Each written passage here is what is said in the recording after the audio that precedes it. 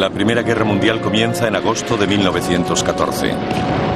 10 millones de hombres están a punto de morir. Salir del área de seguridad y exponerse al fuego enemigo era lo más aterrador que nadie podía imaginar. La idea de una victoria rápida pronto se desvanece. Les prometieron que la guerra habría terminado para Navidad. Y el frente occidental se convierte en el lugar más mortífero de la Tierra. El tiempo, sin duda, se convierte en mayor enemigo que el enemigo. Entonces, en diciembre, hay una victoria extraordinaria. No es un triunfo de generales o de armas. ¿Y si deciden dejar de luchar? ¿Qué ocurrirá? Es una victoria que no se volvería a ver.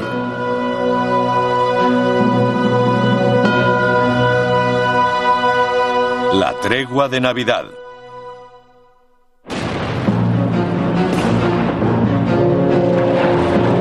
La Gran Guerra, como se conoce a la Primera Guerra Mundial, ha pasado a la historia como ejemplo de la brutalidad e insensatez de la guerra total. Los enfrentamientos alcanzan la mayor ferocidad en una estrecha franja de tierra entre Alemania, Francia y Bélgica, la zona conocida para siempre como el Frente Occidental.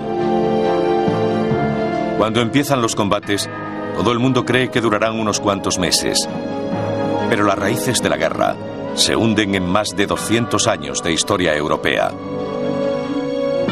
A finales del siglo XIX se mantenía una difícil paz entre Gran Bretaña, Francia y Alemania mediante una compleja estructura de alianzas con sus vecinos europeos. Pero en 1910, Alemania se sintió rodeada de rivales y empezó a hacer planes de guerra a largo plazo. Como escribió H.G. Wells, toda persona inteligente del mundo sabía que el desastre era inminente y no sabía cómo evitarlo. El 28 de junio de 1914, el nacionalista serbio Gavrilo Princip asesina al príncipe heredero del Imperio Austrohúngaro Francisco Fernando. Cuando fue enterrado, Europa se estaba sumiendo en el caos. El 3 de agosto, Alemania declara la guerra a Rusia y Francia. E Inglaterra se ve arrastrada cuando Alemania invade Bélgica. El plan estratégico original de los alemanes tenía mucho sentido puesto sobre el papel. Se llamaba Plan Schlieffen. La idea consistía en bajar a través de Bélgica y tomar París, tomar Francia. Sin embargo, los alemanes no contaron con la resistencia belga y la movilización de franceses y británicos para detenerlos. Desde el principio, ambos bandos piensan que lograrán una victoria rápida. Incluso se podría decir que cuando comenzó, casi había un espíritu de carnaval. La Primera Guerra Mundial comenzó no solo como la guerra que pondría fin a todas las guerras, también era considerada una excursión que acabaría antes de Navidad. 7 de agosto de 1914. Los primeros cuerpos expedicionarios británicos cruzan el Canal de la Mancha para unirse al ejército francés en un intento por detener el avance enemigo. Para entonces, los alemanes ya habían conquistado la mayor parte de Bélgica y el área fronteriza con Francia. Pero tras 6 semanas de duros enfrentamientos, son detenidos. El plan Schlieffen, plan que parecía tan sencillo en una pizarra, fue descrito como el movimiento de una puerta giratoria. Los alemanes bajarían hasta Francia arrasando rápidamente todo el país para luego enfrentarse a los rusos. Pero cuando británicos y franceses los frenaron, la puerta giratoria se quedó atascada. Los aliados cavaron a todo lo largo de la frontera franco-belga, enviando hombres y material para sostener el frente. En 1914 todo era muy rudimentario. Ambos bandos cavaron allí donde habían parado a descansar, por así decirlo, tras los primeros enfrentamientos. Las trincheras se abrían en barrizales.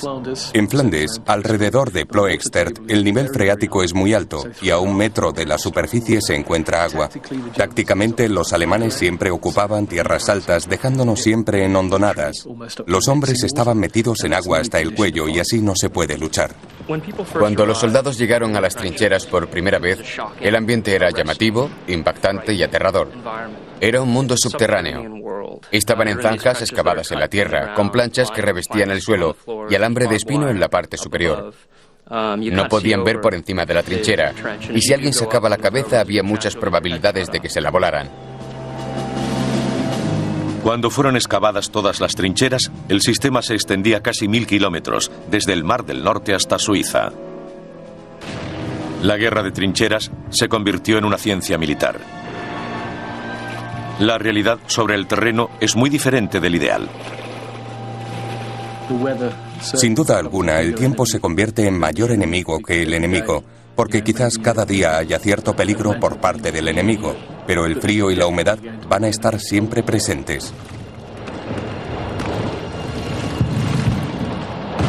A finales de otoño las trincheras están firmemente establecidas. Los alemanes no pueden seguir avanzando, pero tampoco los aliados pueden hacerlos retroceder.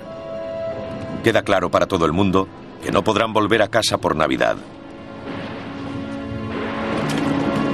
La guerra ha alcanzado un punto muerto, y a medida que cae la moral, el invierno golpea duramente.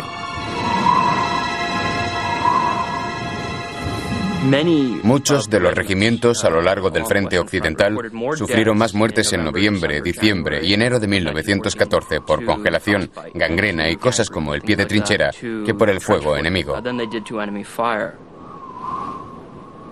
El pie de trinchera se produce cuando los pies están permanentemente en remojo y nunca se secan. Acaban gangrenándose y los dedos se caen o se vuelven completamente negros.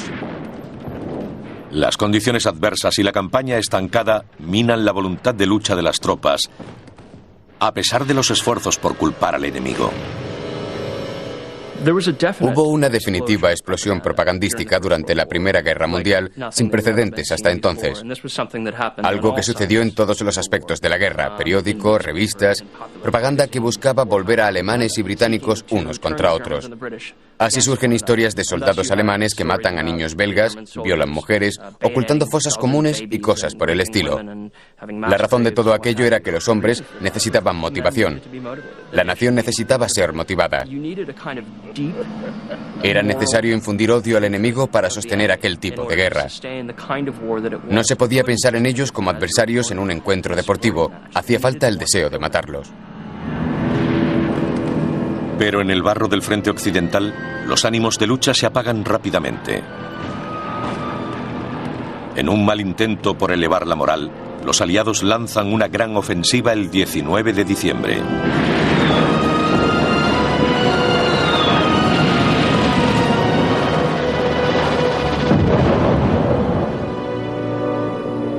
La ofensiva tiene el efecto contrario. Aliados y alemanes sufren el mayor número de bajas hasta entonces. Cuando voy a los lugares donde se libraron los combates, puedo imaginar a los jóvenes en el barro, el mal tiempo. A veces tengo la sensación de que hay fantasmas, de que aún siguen por aquí. Faltan 6 días para Navidad. Se les había prometido que la guerra habría terminado para entonces. Este es el verdadero punto crucial al principio de la Primera Guerra Mundial. Si no acababa entonces, duraría muchísimo tiempo. Ambos bandos hacen grandes esfuerzos por infundir espíritu navideño a sus desmoralizadas tropas.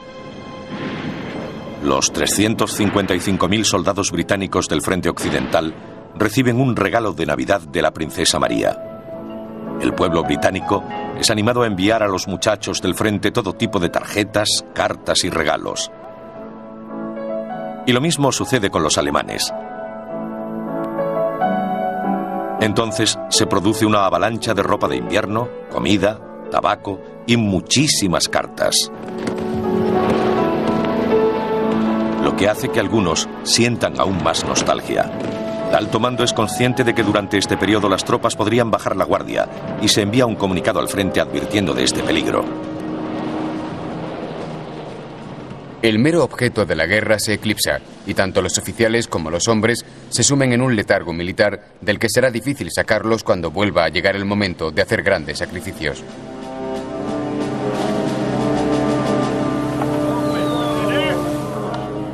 Al llegar la Nochebuena, las preocupaciones del alto mando parecen proféticas.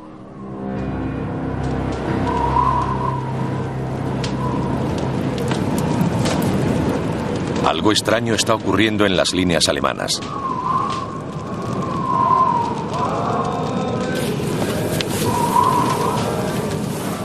Una serie de sonidos flotan en el aire por la oscura tierra de nadie. Sonidos que nadie había oído antes en esta guerra. Están cantando. Los alemanes deben estar tramando algo.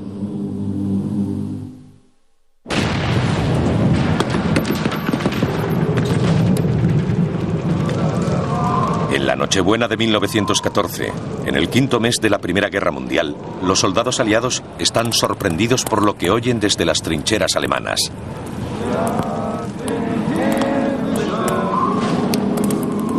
Quedan asombrados por lo que ven. Al principio todo el mundo asume que debe ser una treta. Así es como empezó toda la noche de Navidad, con las luces en las trincheras alemanas y cánticos de un lado a otro. Era una tradición alemana. Los árboles de Navidad, San Nicolás, algo que siempre habían celebrado los alemanes y que nosotros asumimos recientemente, así que para ellos significaba mucho más. Habían estado bebiendo, algo que los británicos prohibieron en el frente, por lo que quizás solo fue que entre los alemanes había un ambiente más festivo. El soldado Franz Sumter es el primero en reconocer lo que están cantando. Y luego oímos a los alemanes cantando Noche de Paz. Nuestros chicos dijeron, vamos a cantar con ellos. Y así lo hicimos.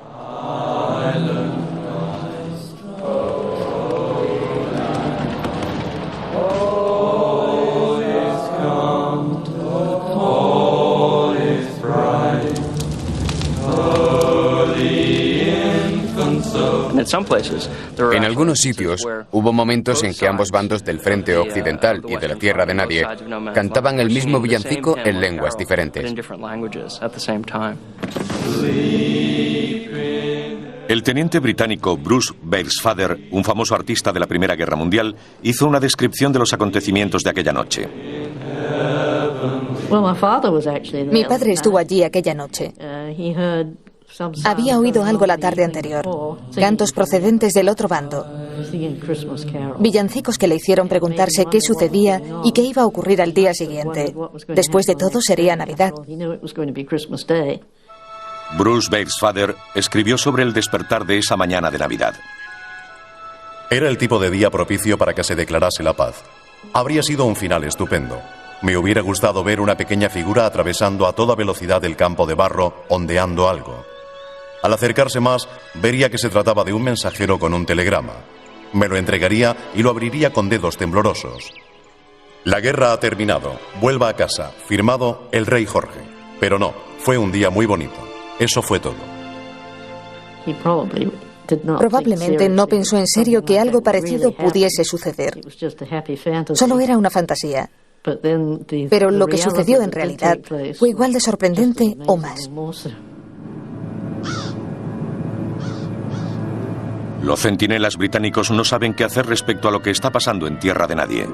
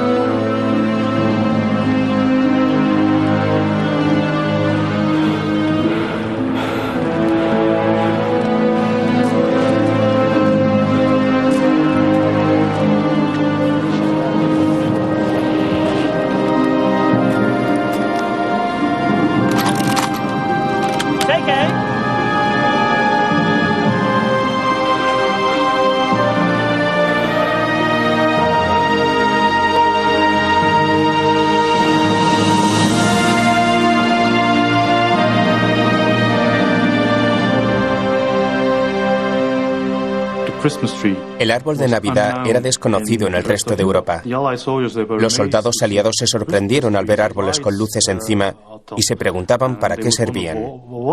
¿De qué se trataba?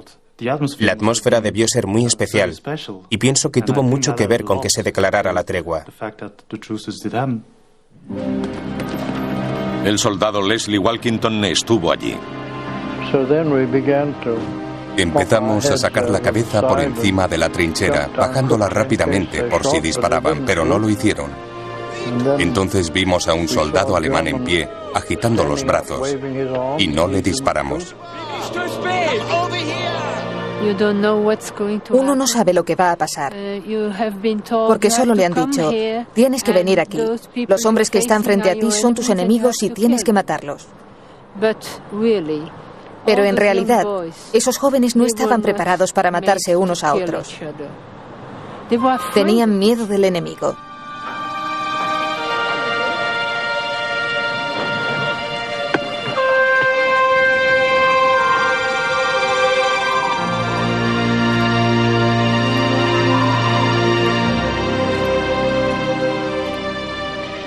Nuestros muchachos dijeron, si él puede hacerlo, nosotros también.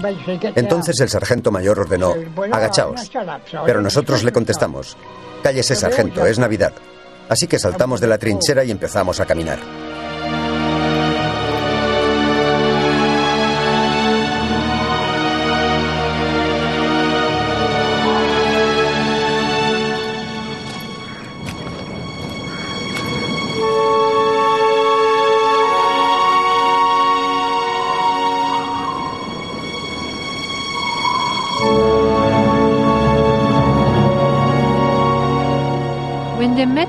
Cuando se encontraron al principio, tenían miedo unos de otros.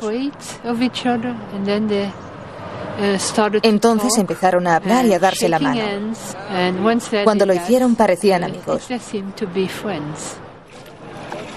El caqui británico y el gris alemán pronto quedaron mezclados. ¿Pueden creerlo? Por consentimiento mutuo, nuestro batallón y el de los alemanes llegaron a un pequeño armisticio. Fue realmente curioso ver a los odiados enemigos riéndose, hablando y estrechando manos.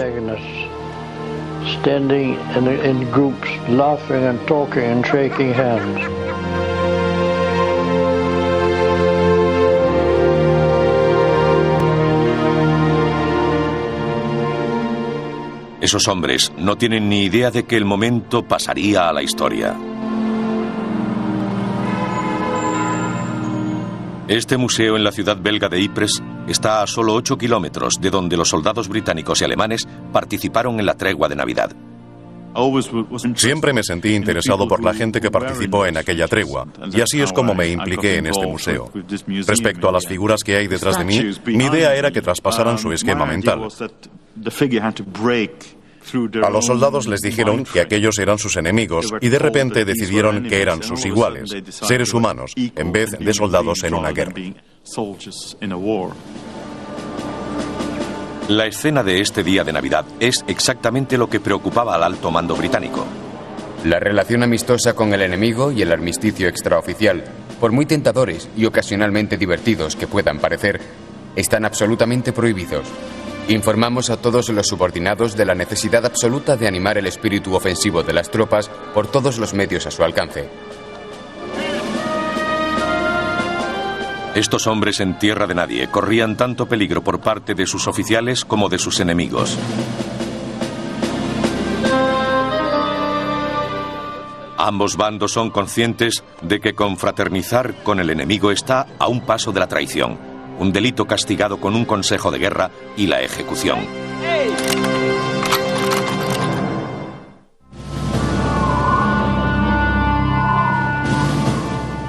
Día de Navidad de 1914. 5 meses de guerra y algo increíble está sucediendo. Los soldados de ambos bandos se estrechan las manos y se hacen amigos.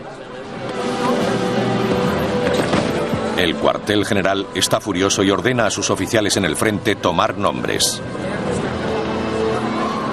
Aunque algunos hombres en las trincheras no están de acuerdo con este giro de los acontecimientos, muchos oficiales participan del encuentro. Por supuesto, a lo largo del frente occidental hubo casos de treguas que tuvieron lugar con la aprobación tácita de los oficiales. Si hicieran públicas o no fue algo que permitieron. Y pienso que los oficiales pudieron tener cierto interés estratégico en permitir a sus hombres este alto, este respiro, para que durante un par de días pudieran sentirse humanos.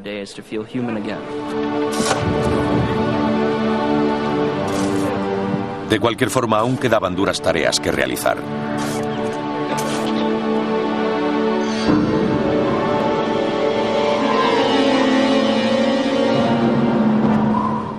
La tierra de nadie estaba cubierta de restos humanos,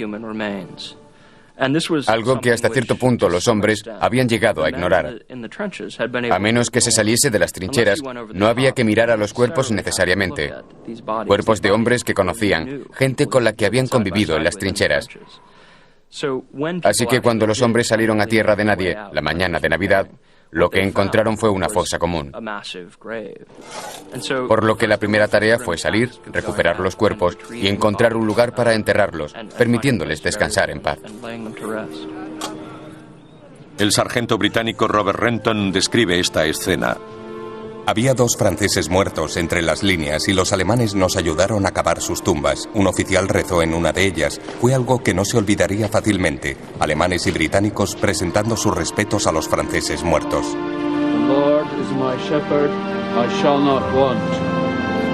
God and thy staff, they comfort me. Yea, though I walk through the valley of the shadow of death, auch wenn ich wandere im Tal des Todesschattens, er lagert mich auf grünen Auen.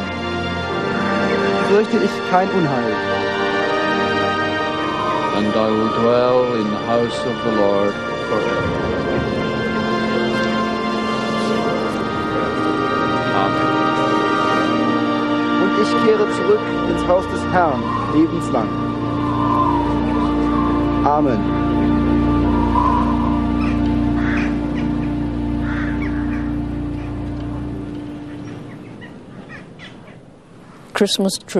Tregua de Navidad, 1914. Me alegro de estar aquí. Mucha gente debería venir. Esta es la verdadera zona cero.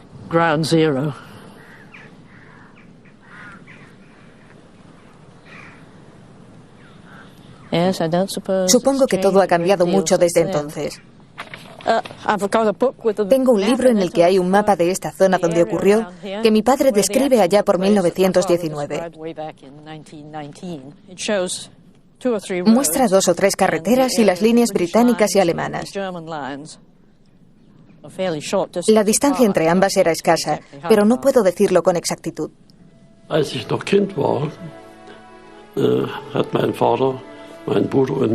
Cuando era niño, mi padre solía contarnos, a mí y a mi hermano, lo que sucedió durante la tregua de Navidad entre soldados británicos y alemanes en 1914.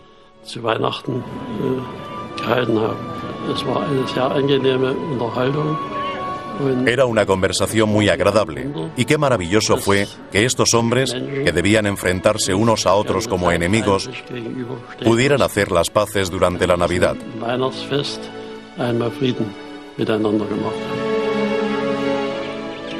Reunirse en un lugar tan pequeño origina un problema del que solo el alto mando es consciente.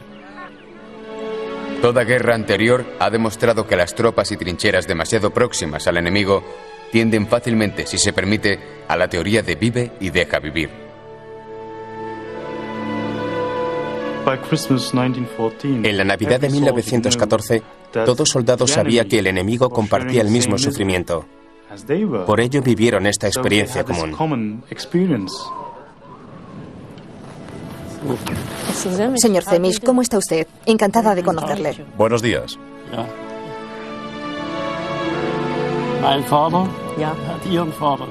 Mi padre y su padre hablaron en la Navidad de 1914. Y hoy usted y yo nos conocemos muchos años después. Aquí es donde ocurrió la tregua, la confraternización entre soldados británicos y alemanes. Puedo hablarle en alemán, aunque no mucho.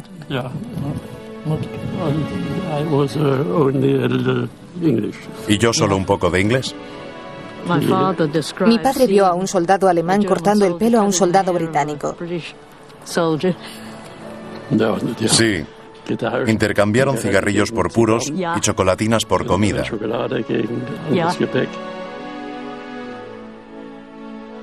El dibujo del teniente Bruce Bairdsfather de aquel día refleja una historia que a menudo él contaba a su hija de cómo se quedó con los botones de un alemán como recuerdo.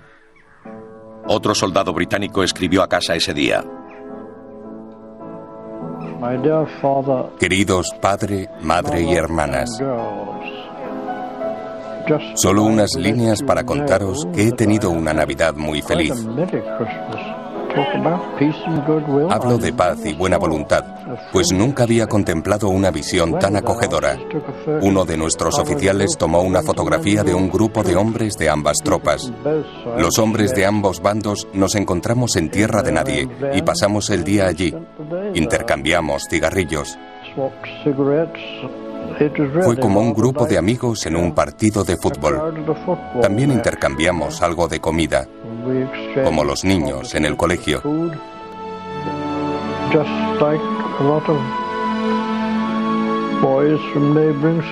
Parecían compañeros ingleses.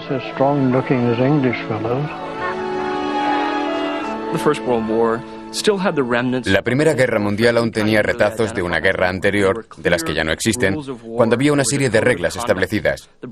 Había un código de conducta. Los británicos pensaban en ella en términos deportivos. El hombre que estaba al otro lado de la trinchera no era un enemigo, sino un adversario. Y había ciertos códigos, comportamientos y normas a las que había que atenerse. El soldado británico George Jameson también recordó este día. No hay duda de que quedaron absolutamente asombrados. Contaba que habían jugado un partido de fútbol y pasaron un rato estupendo.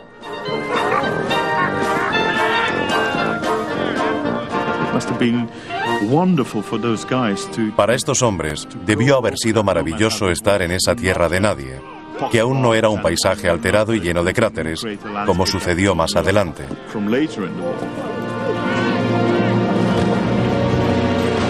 Mientras la paz había irrumpido en algunos lugares el día de Navidad de 1914, la guerra continuaba como siempre en muchas otras zonas del frente occidental.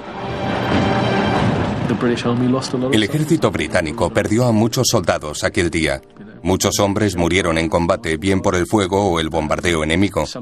Algunos acudieron a confraternizar con los alemanes, pero fueron capturados y desaparecieron. Algunos suboficiales acudieron al encuentro de los alemanes y al volver fueron abatidos por francotiradores. En algunas zonas el mando no dio permiso para la fraternización y los soldados la acataron sin participar. Si algún alemán asomaba la cabeza, le disparaban.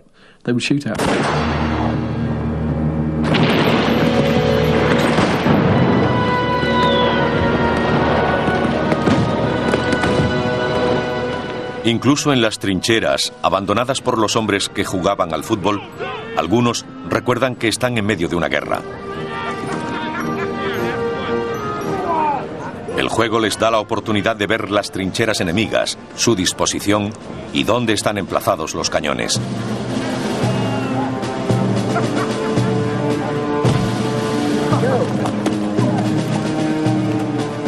No siempre hubo éxito, pero valía la pena intentarlo.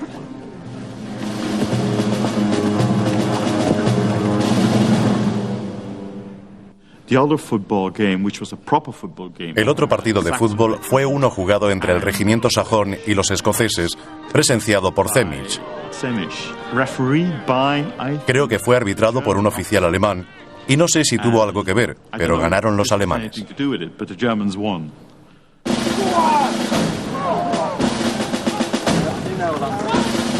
Según el teniente alemán Johannes Niemann, los alemanes realmente rugimos cuando los escoceses mostraron que no llevaban calzones bajo sus faldas. Gritábamos y silbábamos cada vez que veíamos el trasero de alguno de nuestros enemigos.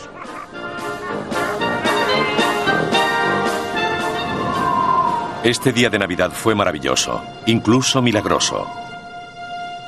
Los hombres de ambos bandos se fueron a dormir aquella noche, preguntándose si se despertarían a la mañana siguiente para reanudar las hostilidades o continuar el esfuerzo por desafiar a la guerra.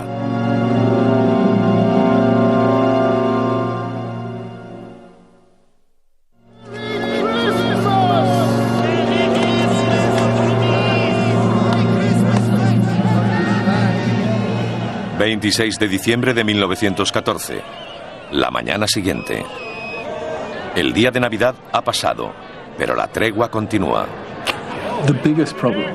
El mayor problema con este tipo de treguas es que si los hombres se acostumbran a la idea de no luchar, ¿cómo se les obliga a empezar de nuevo? Es un peligro real. Y si se extiende, habrá una enorme cantidad de hombres que lo habrán probado y no verán la necesidad de luchar. El general Sir Horace Smith Dorrien emite una orden terminante. El día de Navidad tuvo lugar un encuentro amistoso entre alemanes y británicos en la zona neutral entre ambos frentes. Muchos oficiales tomaron parte. Exijo detalles y los nombres de los oficiales de las unidades que participaron con vistas a una acción disciplinaria. El miedo al castigo es suficiente para que la mayoría de los soldados vuelvan a luchar. Pero algunos siguen reticentes. Deben elegir entre obedecer las órdenes y su recién descubierto sentimiento de compañerismo hacia sus adversarios. Muchos de los soldados eran voluntarios, no profesionales, y habían compartido una experiencia increíble con el enemigo.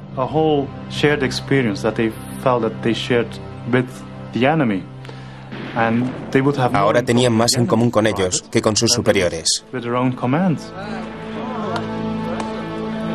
Ocurría que británicos y alemanes estaban enfrentados a cada lado de la tierra de nadie pensando, el tipo de ahí enfrente no está malo, tiene que soportar la misma lluvia que yo, evitar que se derrumben sus trincheras como nosotros.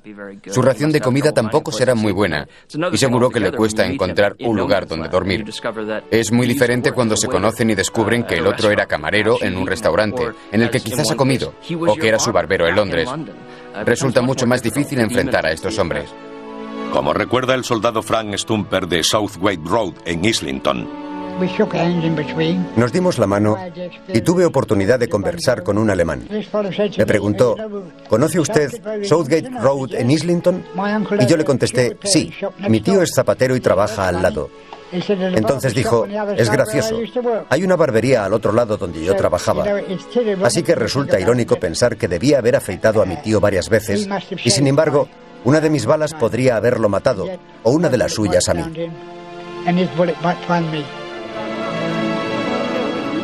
Este nuevo sentimiento de camaradería tiene algunos ejemplos bastante notables, como el intercambio de un casco alemán. En el intercambio de regalos de Navidad, hubo quien se quedó un casco como recuerdo. Pero el alemán que lo había cambiado, sin duda por un montón de mermelada Ticklers, dice: mañana tengo un desfile y voy a necesitar mi casco.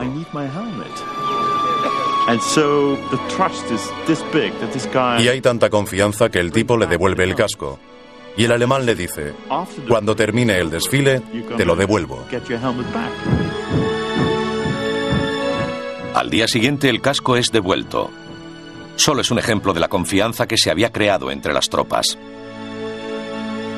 Hubo una oleada de cartas acerca de la humanidad de los alemanes que llegaron a Londres y probablemente a Alemania.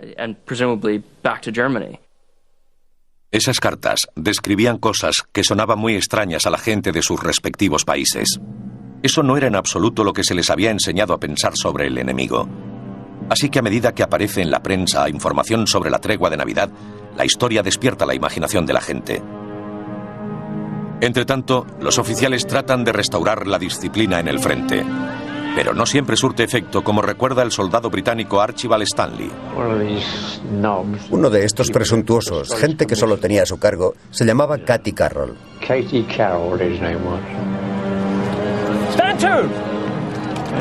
Dijo que aquello tenía que acabar. El oficial quería disparar sobre hombres desarmados. Dijo, de acuerdo, vamos a soltarles una buena descarga. Pero no lo hicimos. Nunca disparamos a los alemanes. Simplemente no parece juego limpio. Aunque estuviésemos en guerra, pensé que sería algo cruel aprovecharnos de ese modo. Qué difícil debió ser para aquellos hombres volver a disparar y encontrar la fuerza necesaria para intentar matar a los hombres de la trinchera de enfrente que habían celebrado la Navidad con ellos 2 días antes. De nuevo comienza a ejercerse presión para recuperar el ritmo de la guerra. Órdenes y amenazas del alto mando comienzan a llover sobre los hombres del frente. Los comandantes tienen que hacer que sus tropas vuelvan a luchar de cualquier forma. El padrino de mi esposa fue enviado a uno de los puestos de escucha. Todo el frente estaba en silencio. Entonces los alemanes empezaron a cantar, cuando de repente Yves Van Clubbe, el padrino de mi esposa, recuerda la estricta orden recibida de sus oficiales de que tenía que informar de todo.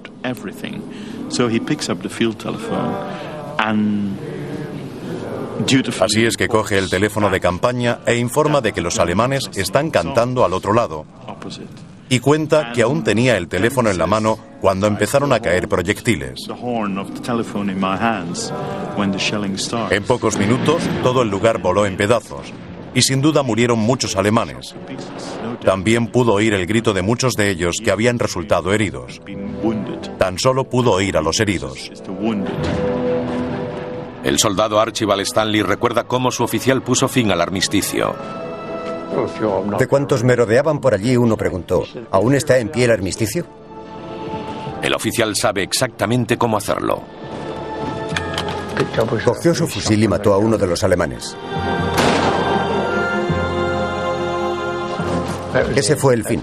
Aquello acabó con todo. La guerra no terminó hasta 1918. La mecánica de guerra es tal que como individuo o pequeño grupo de personas es muy difícil pararla. No pasa mucho tiempo hasta que la tregua de Navidad es solo un recuerdo. Y lo peor, aún está por venir.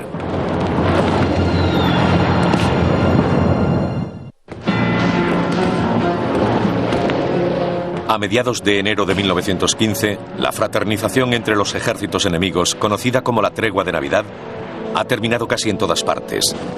El año entrante no trae consigo el avance decisivo que esperaban las naciones en guerra. Los frentes están prácticamente en los mismos lugares que cuando comenzaron los enfrentamientos. Es un año de pérdidas terribles, murieron millones de personas y por primera vez se utiliza gas venenoso en la guerra. Cuando vuelve a llegar la Navidad, los hombres a cada lado del frente están desesperados y desmoralizados. Los mandos de ambos bandos son conscientes de que las condiciones vuelven a ser propicias para que los hombres vuelvan a deponer las armas. El nuevo comandante en jefe de Gran Bretaña, Sir Douglas Haig, da nuevas órdenes. El general quiere informaros de las estrictas órdenes respecto a que cualquier hombre que trate de comunicarse, ya sea mediante señales o diálogo o de cualquier otra forma con el enemigo, será duramente castigado. Los alemanes reciben una orden aún más estricta. Cualquier intento de confraternización con el enemigo, semejante a lo sucedido el año pasado en Navidad, será considerado alta traición. El cuartel general ha dado instrucciones de disparar a cualquier hombre que salga de la trinchera y avance en dirección al enemigo sin permiso. Al final, el día de Navidad es como cualquier otro, y en los siguientes años de guerra continuaron los enfrentamientos. En 1915 hubo unos cuantos lugares en los que ambos bandos pararon e intentaron recrearlo tímidamente, pero no hubo un intento concreto de hacerlo. A medida que avanza la guerra, incluso el fútbol cobra un significado diferente. Un año más tarde, el capitán Neville alcanza la fama póstuma por tratar de usar una pelota de fútbol para motivar a sus tropas a llegar hasta el final, que supone una muerte certera. Es el fin de una era. Al principio fue una guerra parecida a aquellas que la habían precedido. Los oficiales montaban a caballo. Los soldados iban a pie. Pero hay que recordar que no hubo una gran guerra en Europa durante casi un siglo, cuando esta comenzó en 1914. A pesar de que había armas nuevas, parecía una de las antiguas. Tenían ametralladoras, bombas y cosas por el estilo. Pero los verdaderos avances tecnológicos de la guerra no tuvieron lugar hasta más tarde. Los tanques, las armas químicas, el bombardeo desde aeroplanos. Al final de la guerra esta era prácticamente irreconocible. Se trataba de una guerra moderna como hasta cierto punto la conocemos hoy. Hoy, alrededor de la ciudad belga de Ypres, es fácil ver las cicatrices de las batallas de la Primera Guerra Mundial. Por todo el campo se pueden encontrar trozos de metralla, pedazos de metal oxidado que pertenecieron a la guerra. Cuando uno sale a descubrir cosas, siempre se encuentra, en primer lugar, con cementerios, porque hay muchos en estos alrededores. Y se trata de comprenderlos. Uno se da cuenta de que debió ser la última guerra que no prestó atención a la pérdida de vidas humanas.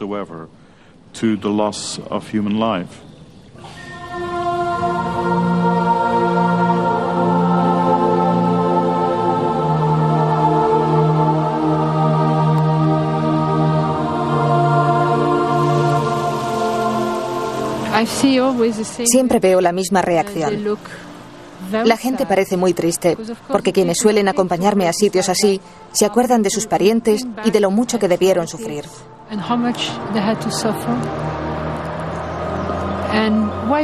¿Por qué no fue posible mantener la paz tras aquella Navidad?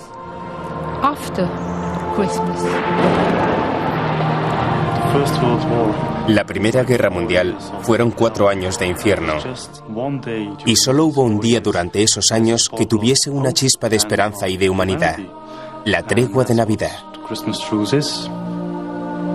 Hay quien afirma que el siglo XX comenzó en 1914, no en 1900. Lo más interesante de la tregua de Navidad fue que se quebró una línea, y esa es la sensación que se tiene al leer los escritos de estos hombres, que en la Navidad de 1915 y 1916 pensaron: ¿cómo pudo ocurrir aquello? ¿Qué teníamos entonces que no tenemos ahora? Personalmente creo que hace pensar: ¿qué habría hecho yo? ¿Qué habría hecho en circunstancias similares?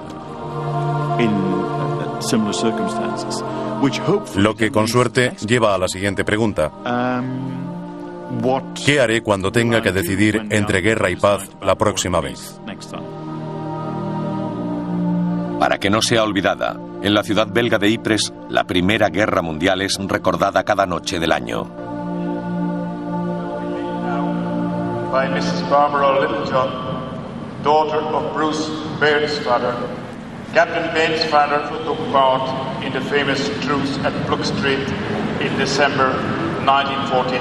She will be accompanied by Rudolf Zemich, the son of Kurt Zemich, whose father also participated at this truce at Brook Street.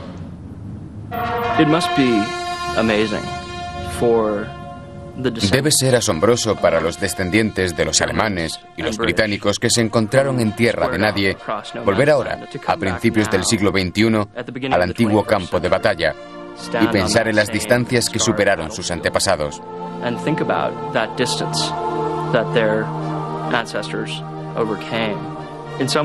De algún modo siguen allí, a través del erial del siglo XX, de todo lo que trajo la Primera Guerra Mundial. Porque, como sabemos, el frente occidental solo fue el comienzo. Ahora podemos mirar atrás y ver que algo se ha enmendado. De nuevo podemos encontrarnos y estrechar nuestras manos, aunque la tierra de nadie siga estando allí.